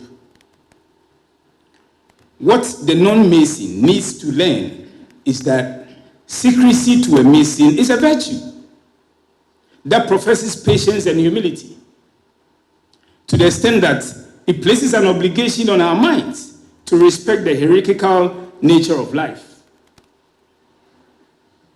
The other thing is the use of symbols in Masonic rituals as an indication of occultism. That's what they say, because we use symbols. Our Christian brothers and sisters often erroneously associate the use of symbols in our rituals as occultism and esoteric traditions. But Christian churches use symbols as well in the performance of their rituals. The cross and the Eucharist are the two typical examples of Christian symbols and rituals. Rings worn by Masons are said to be occult symbols, whereas those worn by Reverend ministers are regarded as protective godly ornaments. Similarly, marriage ceremonies are performed in the churches with the exchange of rings as a token of love. oil and incense are used for anointing and consecration. But can these rituals similarly be referred to in the Christian churches as occultic? The third one, the allegation, is that Freemasonry is connected to ancient mystery religions. Some researchers have claimed that Freemasonry has roots in ancient mystery religions, such as Eleusinian mysteries and the cult of Mithras. Others have used Masonic associations with the famous occultists such as Aleister Crowley and Eliphas Levi as proof of occult in Freemasonry. Brethren, ladies and gentlemen, it is a fact that ancient social and religious organizations, Christianity included, have some semblance of ancient mysteries and historic antecedents. Christian researchers should therefore conduct proper research on their own historic emergent properties, with reference, for example, to the mention of mystery religions as well as Gnosticism, Hermeticism, among others. Indeed, every religion, Christianity included, has a past which evolved through several conceptions tainted with certain negative ideologies. So it is that Freemasonry too, with its origins in Christian Europe, followed the same lineage and maintained some disciplines of the chivalry orders in the medieval ages, but has not remained static. It has evolved over time. It is also obvious that the history of an important institution like Freemasonry cannot be easily overlooked. But again, no society should be judged by the past, when the whole world is evolving. Brethren, ladies and gentlemen, I am happy to inform you that our understanding of the ancient mysteries rather strengthens our bond of friendship, the sense of relief towards humanity, and the obligation to always remain truthful in our daily lives. Such a noble society, therefore, cannot be described as occultic. Now, distilling the truth. Watchful Festival Master, brethren, ladies and gentlemen, we may ask, what then is the truth about Freemasonry? Probably we should rather ask more specifically whether Freemasonry is a faith-based church. As already pointed out by the lecturer, the United Grand Lodge of England has firmly stated that Freemasonry is neither a religion nor a substitute for religion. What most Protestant and Orthodox churches probably do not realize is that the Catholic Church, the first to describe Freemasonry as a competitive religion, has always been against the institution for various reasons, dating as far back as the early 18th century, when Orthodox churches started collapsing with the decline of cathedral buildings in the aftermath of the Protestant movement. The guilds of Masons began accepting non-Masons as members to bolster their dwindling membership. Eventually, the non-Masons outnumbered the Masons, and the guilds became places for the discussion of ethics and morality, while retaining the secret signs, symbols, and gestures of the original guild. Masonry then spread throughout the world, attracting millions to their membership. Apart from the fear of the spread of Freemasonry, the Catholic Church's opposition to the order is based on the belief that Freemasonry is incompatible with the Catholic faith. To them, Freemasonry is a secret society that promotes naturalism, rationalism, and indifferentism, incorporating elements from a variety of religious and philosophical traditions, which is a syncretism they consider as a threat to the purity of the Catholic faith. At this point, it might probably be interesting to find out why the Catholics founded the Knights of Marshall. a fraternal organization for Catholics, which in many respects has the broad trappings, overlook, and activities of Freemasonry. It might also be worth finding out whether the grand principles of Freemasonry, that is brotherly love, relief, and truth, actually depart from the cracks of the Christian faith regarding the greatest commandment of love as given by Lord Jesus Christ himself. That love the Lord your God with all your heart and love your neighbor as yourself. Brethren, ladies and gentlemen, in all humility, I am tempted to believe that Christian churches are in some form of obsessional neurosis, as propounded by Sigmund Freud, that religion is a product of the human psyche and is a way for people to cope with the anxieties and fears of life and death, and that in this state, they would find every cause for attack as the only strategy for defense. Brethren, ladies and gentlemen, I dare say the churches are just attacking us without any meaningful justification.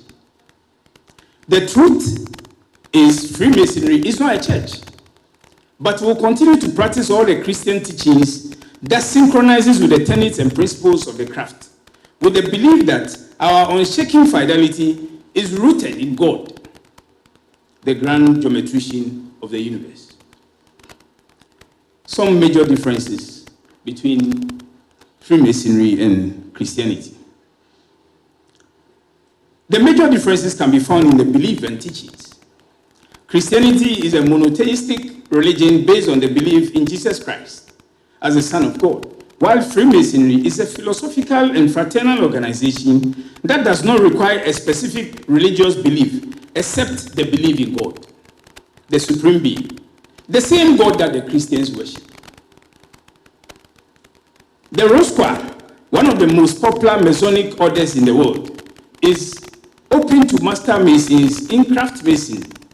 Until recently, candidates for admission to this order were required to be Christians who profess the Trinitarian faith, rendering the Rosqua Freemasonry and Christianity inseparable. The message of Christianity is inclusive and emphasizes the universal love and salvation offered by Jesus Christ, as depicted in John 3:16, for God so loved the world that he gave his one and only Son, that whoever believes in him shall not perish, but have eternal life.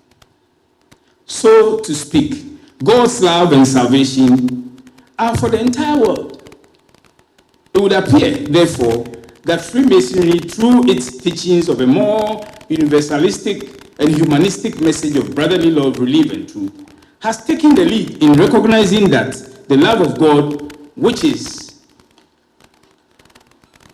the love for one another, transcends beyond Christian doctrines and cannot be limited to any fellow Christians.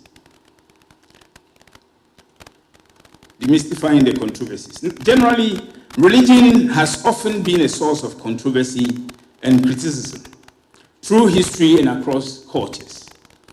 Critics argue that it can be divisive, superstitious, and oppressive.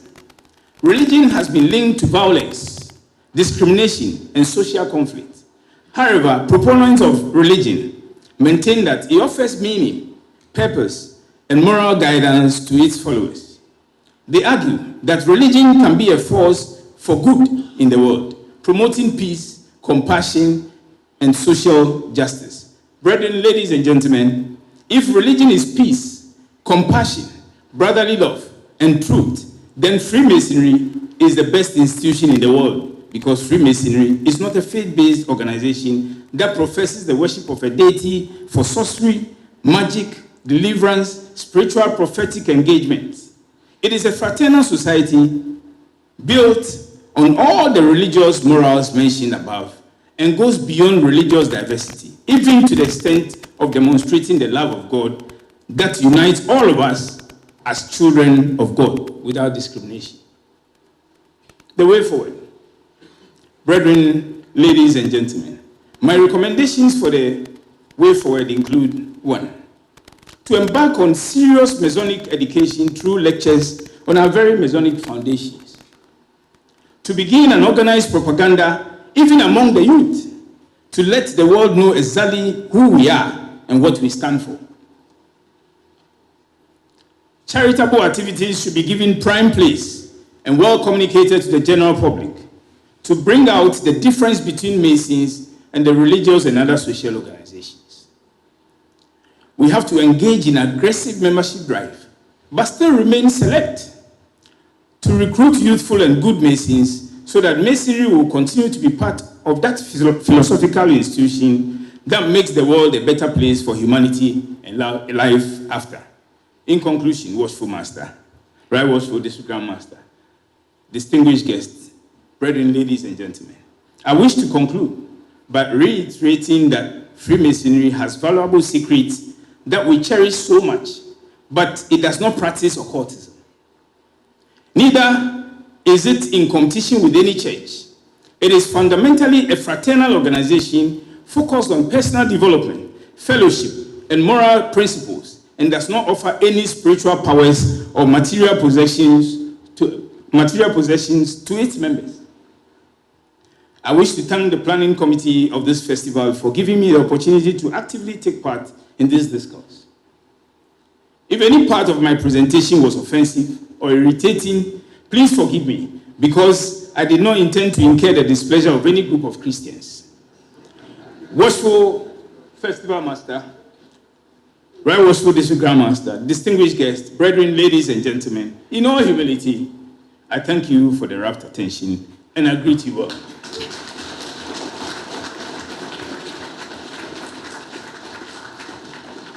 The lively discussions, moderated by Professor Yao Edujemfi, engaged both Masons and non-Masons alike, fostering a spirited exchange of ideas. Brethren, distinguished ladies and gentlemen, you heard it all. It's been a feast of information. And being a Methodist, I'm very happy because I'm also a member of the Methodist Church. And a brief one, I wanted to know that the donation, all the donations that you have been doing, you didn't accept it. If they did accept it, then I don't see the reason why they should have another option to say that it's an occult or secret. Because something that is not good, you don't accept it. But I think they hope that we have accepted it and they are using it. And our lecturer also said that just today a donation has also been made. So I asked myself, if Mr. Bartels, was he buried by the Methodist Church or by the Freemasons? That's my question. If he was buried by the Methodist Church, then I think we have a lot to do. Thank you very much. Because it's my first opportunity of coming into this community. So it's a very, very relevant topic, and I just want to say that if I feel this way, then whatever everybody else is feeling out there is also real. I was at a funeral when the brotherhood came, and the comment I heard was, hey, you want to and then it's literally translated, oh, they're here, they're going to do their devilish things or something like that. So it's quickly cascaded around, and people concurred to the statement. So the ambassador talked about an open door policy. I'm not sure how open brotherhood would be. So if those people are Masons, they will know the tenets and principles of the craft, and they will do as they should. That is why we are doing this. That's why we are talking about religion and Freemasonry today. So that at least we have the visitors and guests are matching Masons in the room. So at least you have heard something. You will go and spread the news. Oh, son has it on to them. Whilst talking about Freemasonry, there is a lot of misconception. And when you go into the internet, specifically social media and others, you could see that people have downloaded pictures of Freemasons and added other ritual stuffs to it to form social media handles, which in turn mislead the general public. But then when you search deeper, you would see some of the real things associated with Masonry. I think since today you have opened your doors to non-Masons to actually get a bit of knowledge about Freemasonry, it is something that the organization is looking at propagating. I think it is very important that we also, if possible, get our presence known on the internet. And I think that if this message could go as far as to the media, for example, our TVs, Joy, City TV, and all those TVs there, if we can have a discussion like that on the TVs, I think that our people learn more because people watch TV a lot. I haven't been here in 23 years, and this is one of those things I really wanted to experience once I got the invitation from a friend. I really appreciate that you guys, you gentlemen, opened up to the public so that we can come and have this experience. I've had so many questions for years, especially growing up in a social media generation, just like my friend said at the back. I just have a certain question.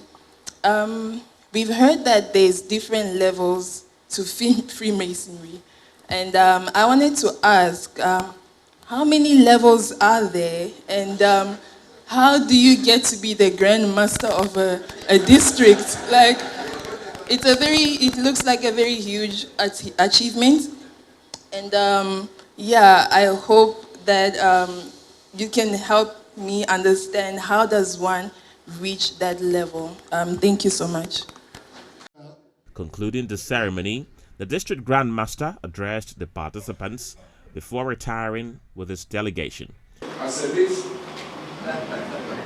born and bred in a thick growth, so to speak, of very eminent and distinguished Masons, her father, whom we honor today, her uncle, prominent long-serving District Grand Master of our district, her husband, a cherished senior Mason, in addition to her brother and her son. Aside the link and association with high-profile Masonic personalities, you can well and confidently suppose that as a seasoned diplomat, Mrs. Agbolis definitely applies the values of constant research into various spheres of human activity. So, as Masons and non-Masons alike, we have all just witnessed and benefited from the depth of her knowledge in Freemasonry. Whether it be the question of who we are really, or the workings of our rituals, whether it be the perceptions and misconceptions by the general public about us, or the criticisms and condemnations by religious bodies, or what to do to proactively cast a more positive image in the minds of the general public, she has delivered, and delivered excellently.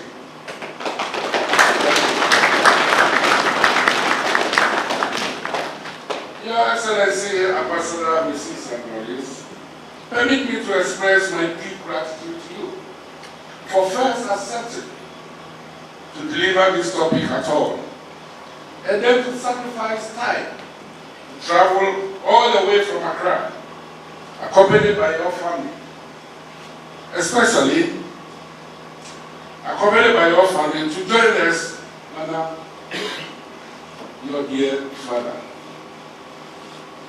The lively discussions that followed the lecture, especially with the contributory presentations from our Muslim and Christian brothers, rightful brothers, Alhaji Muhammad Sid, and Western brother Emmanuel and Perry Mensah, strengthened and armed us with more information to be able to face up to the negative comments and positively explain issues to cynical critics. Now, to the personality receiving the posthumous honors today. I thank most sincerely worshipful brother Dr. Andrew Anani Akutu for the very comprehensive write-up on worshipful brother Francis Bartels, his former mentor as a student of the transcript school. Brother Akutu took us through the civil, family, and Masonic life of a reputable son of the land, highlighting the solid contributions he made to the educational system in the country, and of course, his endeavors in the field of international relations as a diplomat and ambassador to his mother country, Ghana, and to the outside world. The numerous achievements of worshipful brother Francis Bartels certainly underscore our decision to celebrate him today and to have no less a person than his first child to be the principal speaker on this auspicious occasion. We shall take the appropriate oath at the festival.